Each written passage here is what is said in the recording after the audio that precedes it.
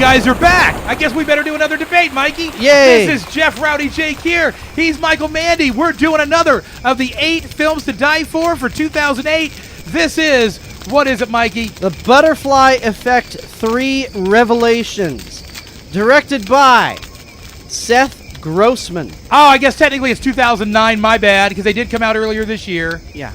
My bad. Sorry. What, did you say 2008? I said 2008. Oh, no, this is part of the 2008 8 films to die for. Well, that's what I said, but Yeah. technically it's 2009, so let's just go with it. It's part of the batch of 2008 films. Yeah.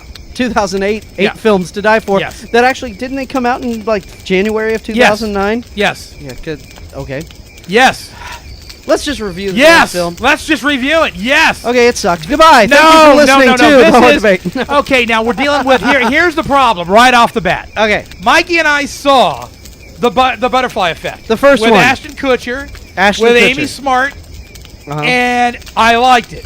You did? I liked it. I thought it was was- a good sci-fi film. It was interesting and it made you think. It was interesting. Now, But then the ending totally sucked and was stupid. now The ending was like, oh, come on. You We just watched- ruined a good film. we watched part of Butterfly Effect 2.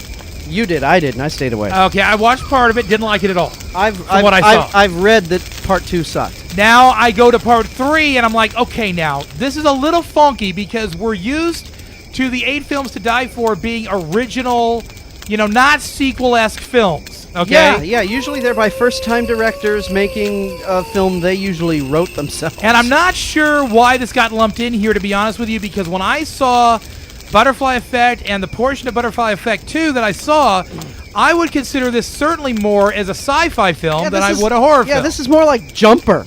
Here's the problem, though. As soon as it's not a problem. Here's the reality. When you jump into this film, it immediately kicks you in the nuts because it starts with a brutal killing. And you're like, well, here's the horror element. Here's what they're trying to set up, is that this is going to be a very graphic film, okay? And so I went with it. And I got to say, Mike, it didn't suck nearly as bad as what I thought it was going to. I'll agree with that. It didn't. You know what? I think the thing is, it's not a horror film.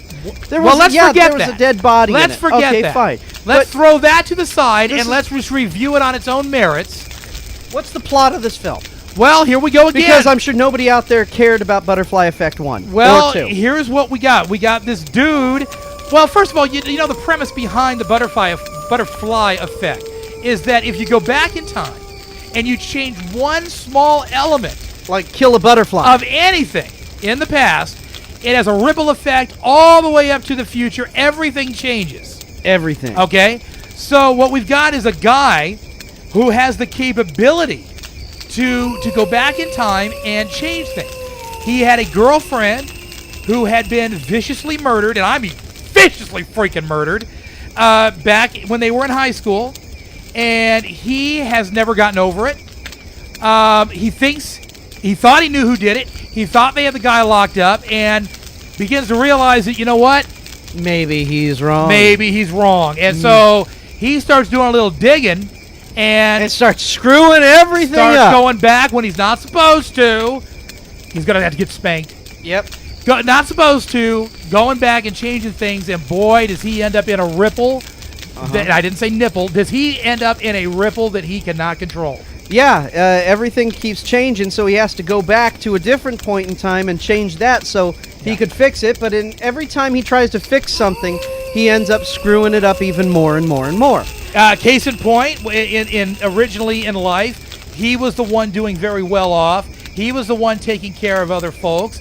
After he did the ripple effect, went back and changed things, his sister, who was basically bumming, in her original life, is now the one who's working, the one who's pulling in the cash.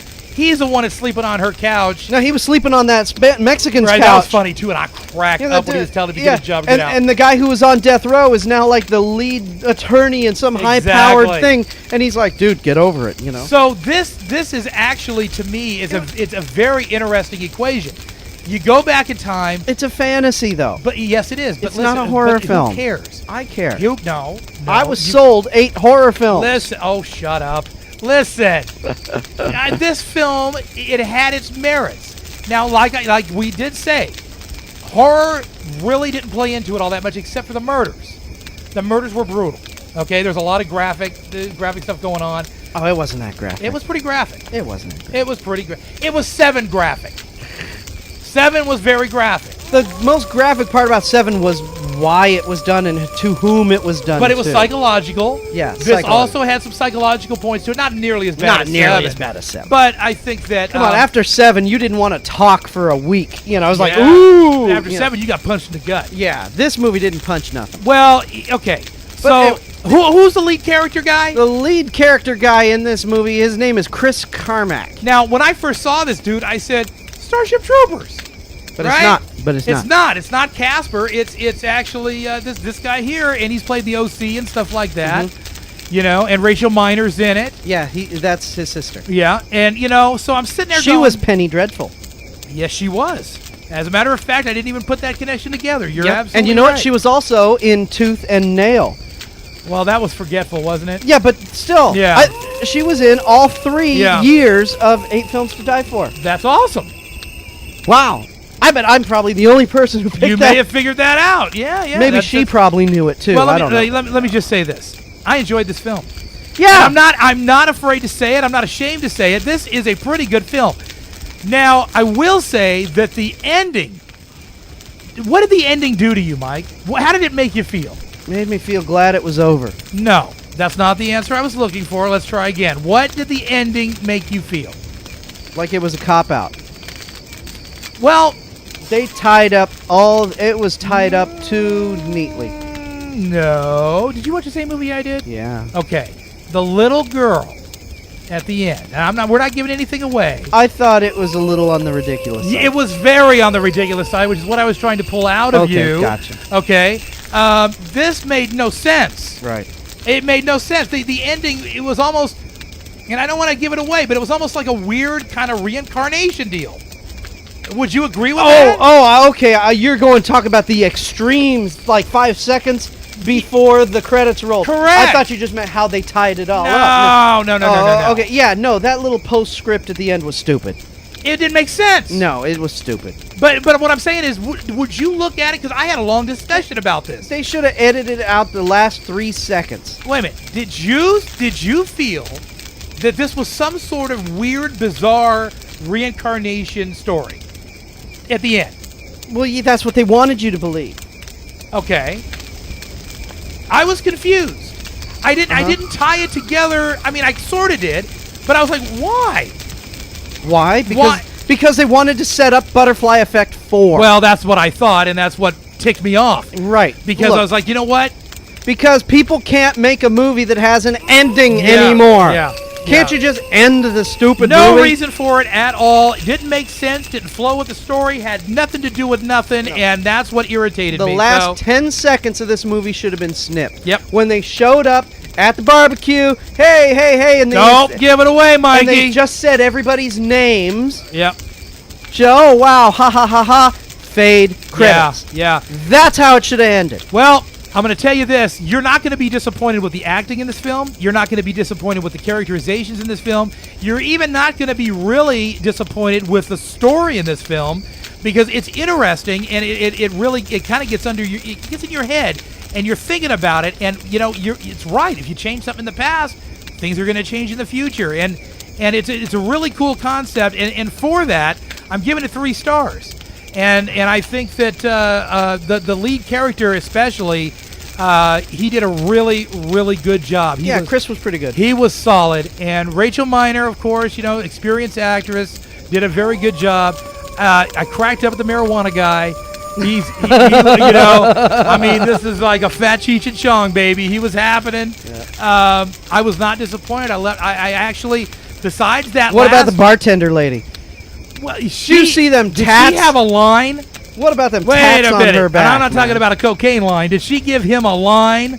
I mean, she gave him something. Woo! Yeah, and he couldn't deliver the goods. No, I like that. Do you swing that way? Because I got a friend. Yeah, she was just. She was. I almost said she was nailing him, but that was after the fact. So maybe. But then remember afterwards, he asked her, "Hey," and she goes, "No, I'm married, but in another life, maybe." Yeah. And, that was kind of like clever. Okay. Yeah. But no, the problem is this is not a horror film. I'm sorry. It's almost like they This had a slot open and just decided to go ahead and... Hey, we already paid for this film. It's sitting here. Oh, fine. Here's your 8. I'm a little disappointed in that. We could have had another, like, Autopsy, which I actually dug. I thought that was great. Yeah. So. By the way, the lead actress in Autopsy, didn't you think she was hot? Yeah, she was. She was beautiful. Yeah. So, anyways, all right. So, I'll be nice. I'll give this 2 stars. Yeah. I think it's worth a 3. Story is everything, and if you think about it, if it makes you think and it makes you go, you know what, that's cool. I've heard stay away from part 2. You know what? So I saw part 1 a long time ago, and because Keanu was in it, I erased it from my memory. There is no Keanu in that movie. Oh, shoot. You see? Ashton Kutcher, Keanu, they're both awful actors I tried to avoid on purpose. Oh, come on. Butterfly Effect 1 was pretty good. Yeah, but... At least you got to look at Amy Smart. Okay, but the thing I'm trying to say is I saw it so long ago, and I did not rewatch it before seeing this, so I didn't have... It was like I saw this without knowing anything. Right. And well, this was a little bit different. Yeah, but the thing I'm saying is you can watch this film on its own and you will figure it out. Absolutely. You won't be lost after the first 10 minutes. You'll go, oh, I get it. Absolutely, and I think you'll enjoy it. Yeah, so this film can stand on its own. Mm-hmm. It's not a horror film, but it's worth watching. It's 3 stars. Oh, it's 2 stars. It's 3. All right, I'm Michael Mandy. He's Rowdy Jeff. We'll talk to you next week at the Horror Debate.